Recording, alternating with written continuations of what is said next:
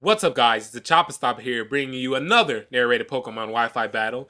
It's a guy named Roby from the Smogon Wi-Fi Battle Finder. And sorry it's so long. It's taken so long to get me content for you guys. But as you know on Smogon, if you're a Wi-Fi battler like I am, a lot of people love to disconnect. And I mean, you can have a really good battle, but they want to win it for themselves, and they'll disconnect on you in a heartbeat. So just watch out for that, and hopefully I can get some more good battles for you guys soon. I'm not looking at too many interesting threats on his team, but I still think it'll be a good battle, and I hope you guys enjoy it. So let's get into the match. Alright, you may have noticed on his team that he had a Kaledo. It's not released yet, but I told him it'd be perfectly fine to use it. Maybe it would create a bigger challenge for me, and I like being on the lower end of the stick. So, he leads off with it, and I don't know what kind of Kaledo this is. I know it's not going to be a Scarfer because its stats are pretty good, but you can just use it in such a better way. So he goes for the sub, and I still don't know what kind of set this is. I mean, I've never faced these really before because, like I said, they're unreleased. So he goes for the hidden power. No one really uses Ghost, hidden power, no Dark. So I know it's either grass or electric. And I'm really surprised my Slowbro took it that well, because it has no special defense CVs and it lives at about half health. Now, either he doesn't have a lot of special attack, or I'm just really underestimating Slowbro's defensive power. Now, expecting it to be HP electric, I go out into my Landorus, my Scarf Landorus, and I'm going to be immune to that HP electric. I'm just going to U-turn out once again. Now I know he's going to go for the water type move if he has it. Because I've seen Sub, I've seen Hidden Power, and I'm sure he has a Sacred Sword. So now he reveals his fourth move to me, which happens to be Scald. Although I do resist it, I'm still actually afraid of the burn. I do have Power Whip on this Ferrothorn, so that burn would cripple my Ferrothorn pretty much and lower its chance of survivability.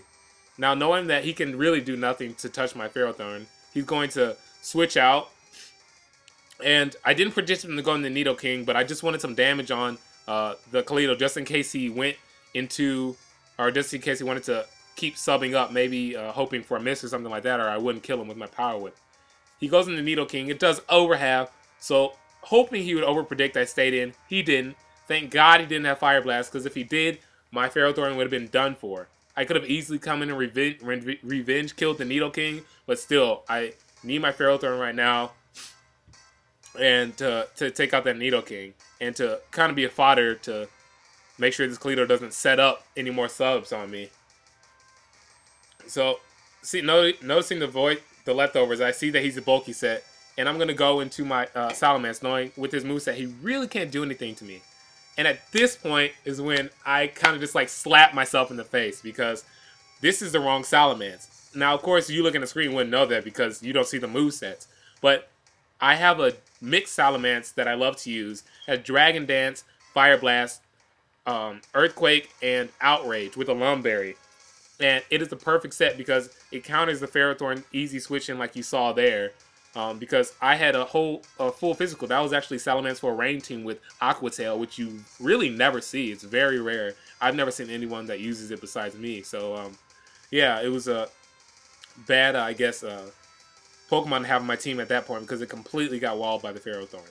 But now I'm going to switch out to my Terrakion, and he thinks I'm going to go for the close combat, and the switch to Gengar is obvious as obvious can get. So I'm going to go for the Stone Edge, take it out. He knows that from that damage that my Terrakion is definitely banded, which it is, and he's going to go back into his Ferrothorn. Now, not wanting to take a Gyro Ball or Power Whip or even get paralyzed, I switch out, and the best thing I can go into right now is my Tyranitar, since I don't want any other things damaged on my team. And right now it's the least important thing on my team, since I still do have a lot of good defensive counters to what he's brung along on his team. Now I'm going to go into my Terrakion, and I believe I go for the close combat here. Let's see. Do I go for the close combat?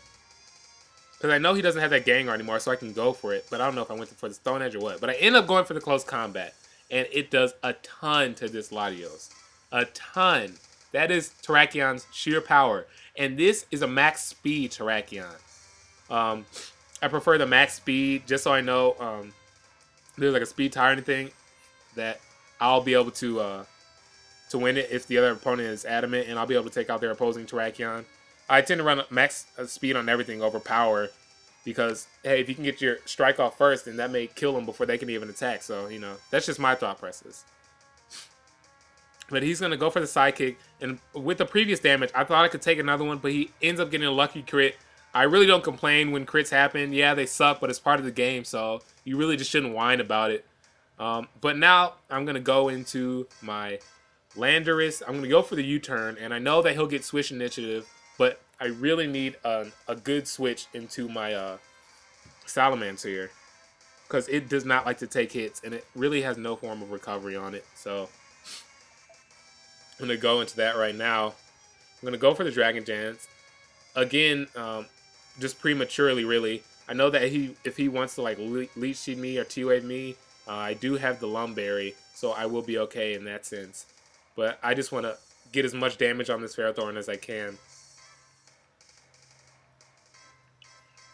So leftovers happen, yada yada yada. Now I go for the Earthquake. I think Earthquake would do more than even a stab Outrage would do. So that's why I went for it. And of course I wouldn't get the Iron Barge damage. Not like it mattered because he'd take me out with a Gyro Ball. A Gyro Ball that I increased the power of actually by using Dragon Dance. So he takes me out with that. But now I'm free to come in with Terrakion. Go for the close combat. Take out his Ferrothorn. Finally. That thing is such a pain unless you have a good either mixed counter or you can just play around it really well. That thing is such a pain though sometimes. But now, I don't think a Choice Banded close combat, even from a Terrakion, will take out this Dragonite from that range of health. So I'm going to go into my Landorus. He goes for the Dragon Dance. Now here could have been a real problem. If this Dragonite is faster than me, I lose. Because I'm pretty sure +1, I think, depending on his nature, he may be able to outspeed after +1 outspeed my Terrakion, at least. And he surprisingly lives. That's a hidden power ice. I'm running about 310 special attack on this Landorus and max attack. It's a Scarf, so adamant. Pretty good special attack. And I thought it would take it out for sure, but it didn't. And I'm left with my Terrakion. So now it's 1-1. It's me versus this Kalido that I let him bring. And now I have Stone Edge, Earthquake, X-Scissor, and Close Combat. And Close Combat would be my strongest move, but I don't know if it'll take it out. So I have to hope for the crit that Stone Edge gets. And it says it has a high critical hit chance, so I really think, or I'm really hoping that I can get it. So let's see. I hit him, and no, I don't get the crit. So that's the game. I lost, unfortunately. But I don't upload just wins or just losses. I don't know anybody who uploads just losses, but I don't upload just the games that make me look like I'm some incredibly good player. I'm better than average. Actually, I'm pretty decent, but of course, I still lose battles here and there, and I'm going to give you the best quality. Thank you. Please subscribe to my channel, Choppahstoppah, because I'm going to be giving you the best content even if I happen to lose. I just want to give you guys good games, and I think that's all. Choppahstoppah out.